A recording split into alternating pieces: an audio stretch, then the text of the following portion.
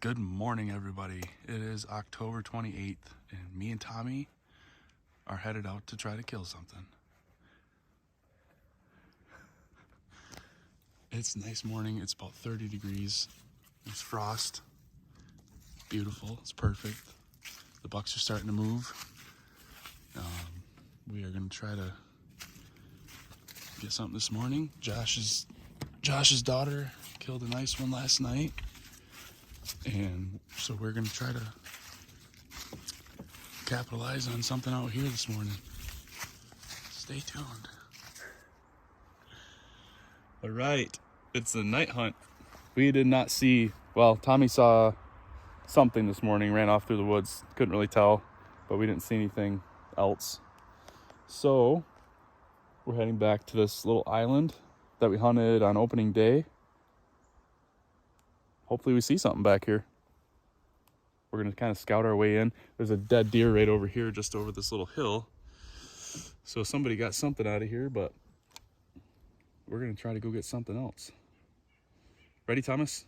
I'm ready.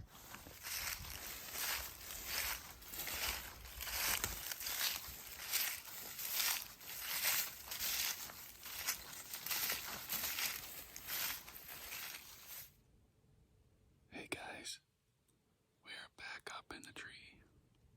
We pretty much blew this whole area out coming back in here, so we were expecting an east wind, and of course the wind was coming out of the southwest, the southwest, everything but east. But now we have a pretty good east wind, so hopefully it'll stay that way. We did jump, well, we bumped a deer coming in. It was already out here in the woods here. We're back out on this island that we hunted opening night. And it was all by itself. We don't know what it was. We couldn't see what it was, but you can see a lot more now that a lot of the leaves are down. Tommy's tired again. Every day.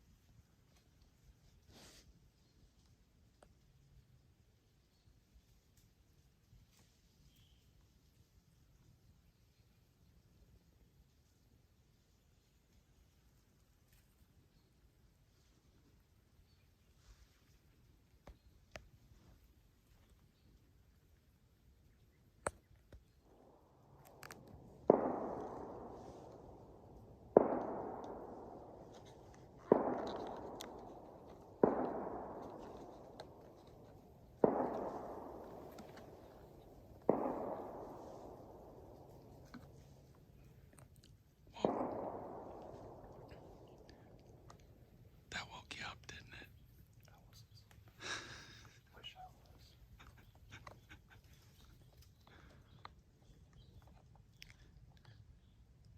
Gotta love state land.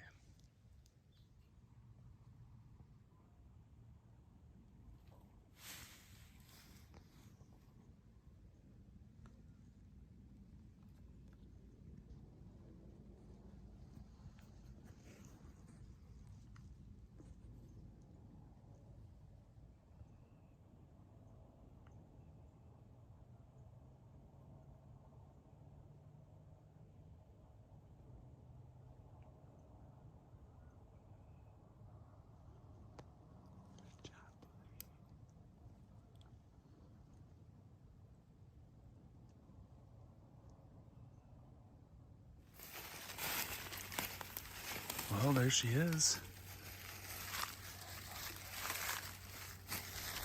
Didn't break. Didn't break. Well, that's a good thing. Nice big fat doe. Good job, dude. Hell yeah. Now the real work begins. Fuck All right, guys, we got her back up to the truck here. Nice big doe. Tommy, tell the story, man.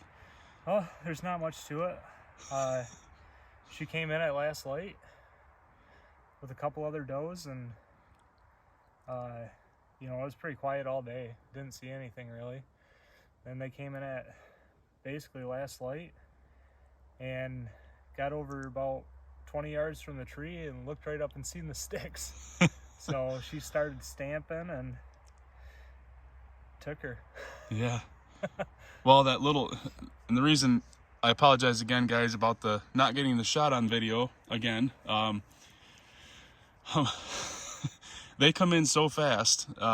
This little doe fawn come barreling out of the, like he said, we didn't see anything, and it was 6:50 when these deer come out, and that doe fawn just come barreling out. She literally ran right underneath us, back out into the woods, and I saw another deer behind her, and I thought for sure it was a buck, you know, being this time of year. And I told Tommy, I said, no, wait, because he was going to draw on that deer. Actually, he did draw on that little doe. And then I'm like, dude, let down. And he let down, and two more big doe. This one, another big doe come in, and wasn't there, did you see it? You said you saw that. It was a 4-point? That 4-point was there too. Yeah, that little scrub 4-point. And that's when that first one came through, we couldn't even see what she was. She just came barreling through the woods. Didn't know if it was a buck or a doe. Yeah. And came over to our right side, and then she made her way out in front of us, and seeing it was a little fawn, and then out popped them other 2 does, and then there was a third doe out back, and that little 4-point to the left. Yeah. All came out at once. Yeah, literally all at once. And that fawn stopped 5 yards from our tree. I mean, she was directly underneath us, and as soon as she stopped, she looked right up at me, so I didn't have time to reach in my pocket and get my phone out. I mean, like he said, we didn't see nothing. We weren't prepared. So instead of blowing his chance at a deer, or both of our chance at a deer, I just waited until, you know, the right time. And unfortunately, it was after the shot. But it was crazy. 6:50, I think. Yeah, 6:50. And as soon as these deer came out and were underneath us, the whole woods around us, the marsh, there was sloshing in the marsh. There were deer coming out of the marsh to our left, to our right behind us. There were deer coming out of everywhere, so we were totally caught off guard. And but luckily, we won the stare down. So Yep. After holding my bow out in front of me for a couple minutes. He tried to draw like 4 times. And every time he'd try to draw, she would look up because of them damn sticks. That's another thing. If you guys are running hawk sticks, switch out those straps, because if you're hunting pressured land anyway, I mean, it might work it might work at Will's place or some place where there's not a lot of pressure, you know, where there's some weird deer. But yeah, that's the second time. That's the second time that they nailed us in the tree because of them straps. They're not looking at us; they're looking at the tree, and then when they follow them straps up the tree, then they pick us out. So them straps are getting swapped out for sure, for some am steel or something that blends in a little better. They almost have a shine to them. So, but it worked out. Tommy's got some good meat in the freezer, and now it's time for him to start chasing bucks too. Yeah. Oh, we were trying. We were trying today. It didn't work out. Yeah. Other than that 4-point, we're pretty sure the deer that came out behind us, out of the swamp, out of the marsh, that was sloshing all by itself, we're pretty sure that was a buck. We saw a few good rubs coming from that general area, and some decent sign. Yeah, some decent signs. So it was a good hunt. So thank you guys for being here with us, and we'll be back out this week, tomorrow and Sunday probably. So stay tuned, and we'll have hopefully some more kill shots for you guys. So right on. Ready? Yep.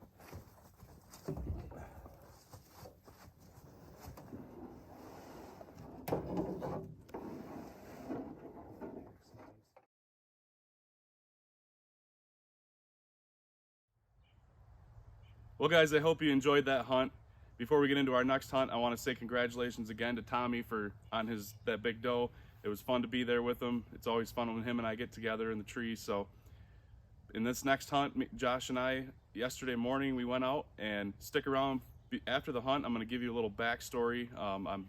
everything about this hunt. It was probably one of the most fun hunts that I've ever been on. So stick around after the hunt and check out the backstory on this deer. I do in my bag.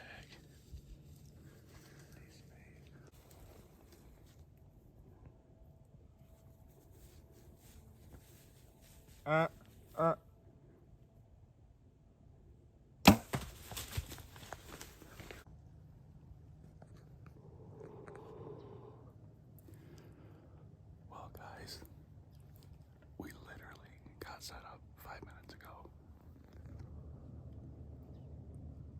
and Josh just smoked a decent 8-point, and there may be more. There might be more coming, so we're gonna stay quiet.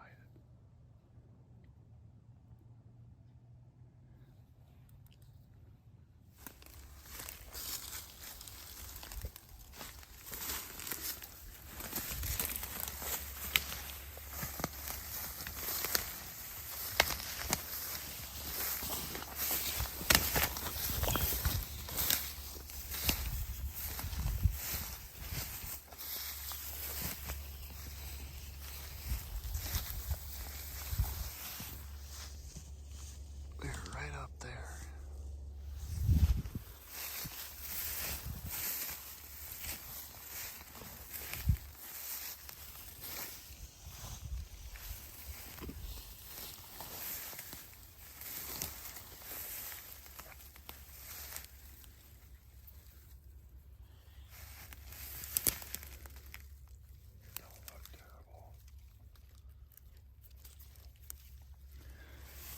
It just smells like blood.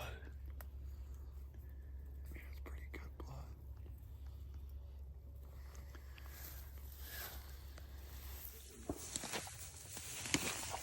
Dude, he didn't go. It must have came out right by his shoulder. He's 60 yards from the He tree. died right where we're hurting trash. That is crazy. Hell yeah, dude.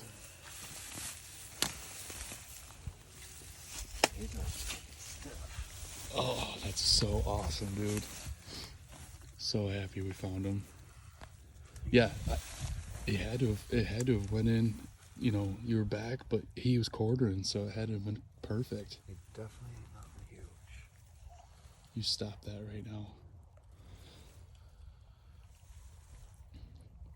There he is, everybody. Josh's public land 8-point. So awesome, dude. Now the real work begins.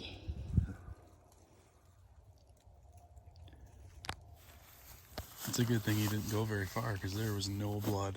I mean, I don't know 2 how, specks he's up fucking up pouring front. right here. Yeah, I mean, Honestly. flipping over, let's see the other side. Right behind the shoulder. It's perfect. I knew it looked like when you shot, I was like, He was quartering harder than even in the video than what I thought in the video. yeah. Yeah, you definitely, it looked deceiving in the video. It looked like it was a straight gut shot, but the way he was quartering.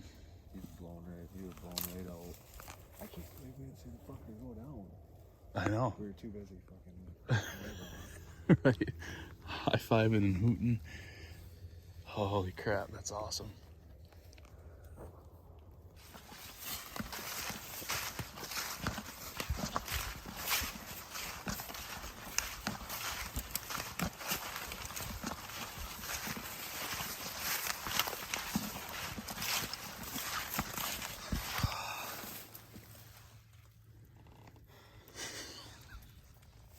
Are you video on there? Being miserable? Yes, sir.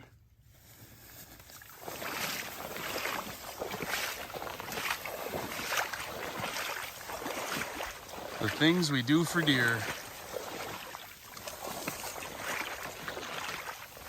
No, not much of a land bridge this year at all.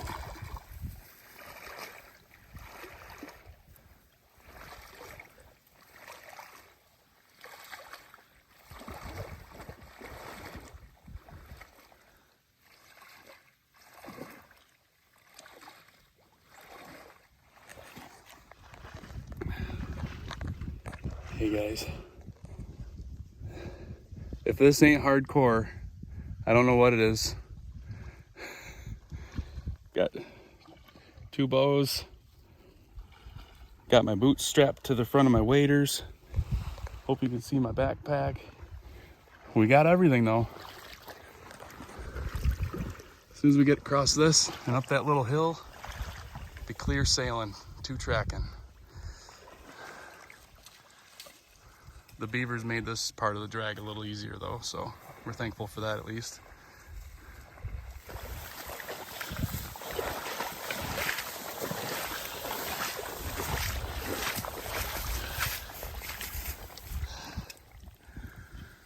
We made it. Oh.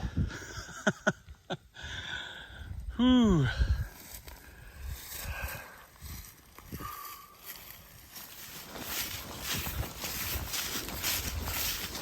It's gonna be a lot easier with the hunting part. Oh. Yeah.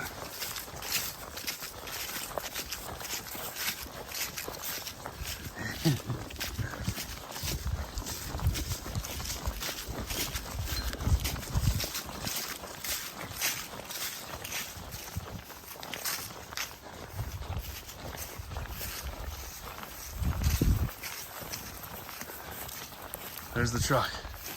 Salvation.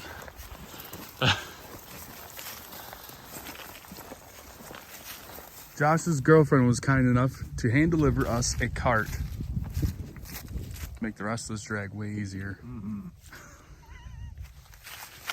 Yeah, don't let him run you over. You get his revenge.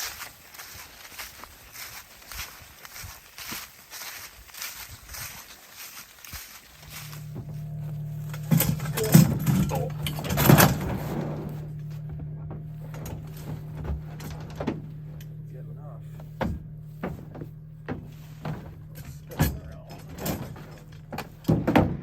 All right, guys, I hope you guys enjoyed that. It was crazy for us. Just to give you guys a little backstory, what we were hunting was a little island basically in the middle of there was a big marsh out to the east, and there was a bunch of that scrubby, marshy, swampy, little small trees section of that, probably 200 yards wide between the marsh, the actual marsh, and the woods.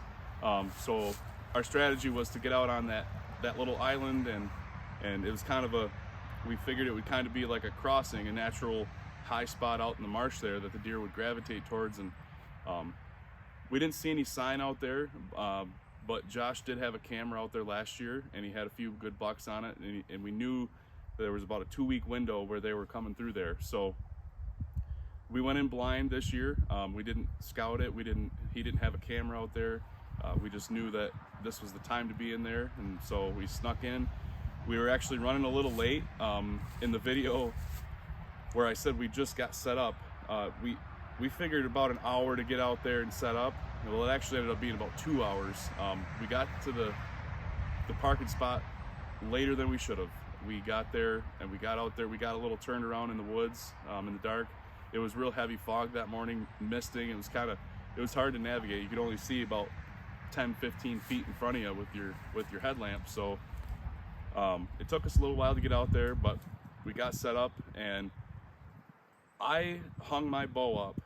I put my strap on it, my hooks around the tree, and I hung my bow and pulled out my phone, and it was 8:02. When Josh shot that deer, when that deer come into the clearing there, it was 8:08. So I didn't have time to do an interview beforehand or nothing. You know, it happened so fast. And in the footage there, it looked like a straight gut shot, but it's kind of deceiving in the video. That deer was actually, he was quartered away pretty hard. So that arrow went in perfectly. Josh put it perfect right behind the rib cage. It went up in and took out that off lung, went up right through the liver. And the deer actually went 20 yards from where he shot him. So it was just the way it all happened, the way it all unfolded was absolutely crazy. I mean, as soon as I hung my bow up, I heard footsteps, and I looked at him and I'm like, "Do you hear that?" And he's like, "Yeah." And then we saw his back coming through the trees. So it was awesome hunt. The downside of it all, from when we found the deer, was about 11:50. We tore down at 11, and once we got all of our stuff packed up and everything, it was about 11:50 when we walked up on that deer. And the loading him in the truck was just before 5 o'clock, like 4:55 or so. So it took us 5 hours to get that deer out of that marsh. We were a mile and a half back. The footage of us walking after we found the deer, the footage of us walking was, we staged it. We would walk 100 or 200 yards, set our stuff to our pack and our bows and all that stuff. We'd go back, we'd drag him, and we kept doing that in stages until we got to that marsh, or that pond. And we were gonna do all kinds of things. We were gonna quarter him out. We thought about doing that. We thought about cutting a log or stick, you know, to haul him out on. But I said, man, is your girlfriend working today? And he said, no. And I said, do you think she would go get us a deer cart? And he's like, yeah. So we called her, and thankfully she brought us out a deer cart, because on the other side of that pond, it was still a 3/4 mile walk back to the truck. Even though it was 2-track, dragging a deer that far would have been just killer. It was bad enough, you know. We were hot, we were soaking wet with sweat, and we had our backpacks loaded with all of our outer layers. You couldn't have fit a toothpick in them backpacks. So she luckily brought us a deer cart, got him across that pond, and carted him out the rest of the way. But it took a while, but it was worth it. I mean, like I said, that was probably one of the most fun hunts that I've ever been on. But I guess to reiterate, guys, if you guys can find an isolated spot out in a marsh or a swamp, you know, a high spot in an otherwise wet area, it could be a dynamite spot for deer going to that. It seems like they naturally go to those high spots. That little island out there, we ranged it, the furthest point from us was about 40 yards that you could shoot. So it was about a 40-yard wide island, and trails just crisscrossing all through it. So if you guys can find those isolated high spots out in a wet area, especially during the rut, the deer just seem to gravitate towards those, and you guys can really find some deer that you otherwise wouldn't see if you weren't out there. I know it's a walk, it's treacherous getting out there, and especially getting a deer out of there, but it's well worth it. So I hope you guys enjoyed those hunts, and we will be back out here soon. So you guys stay tuned for the next hunt. Hopefully I'll be putting one down next. I want to thank you guys again for being here. If you guys enjoyed this, please like and subscribe, share with your friends, get on the Facebook group, and we'll see you guys all in the next hunt.